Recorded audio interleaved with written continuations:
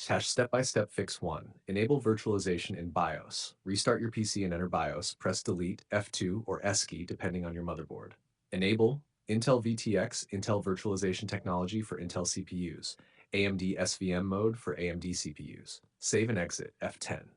2. Enable VBS in Windows. Press Win-R, type msinfo32, and check if virtualization-based security is running. If it's off, open Windows Security, Device Security, Core Isolation, turn on Memory Integrity, restart PC.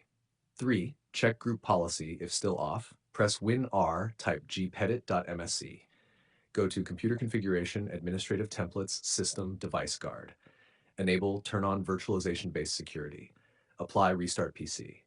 4. Enable hypervisor. Open Command Prompt, Admin, and run. You can see the code in our conversation history.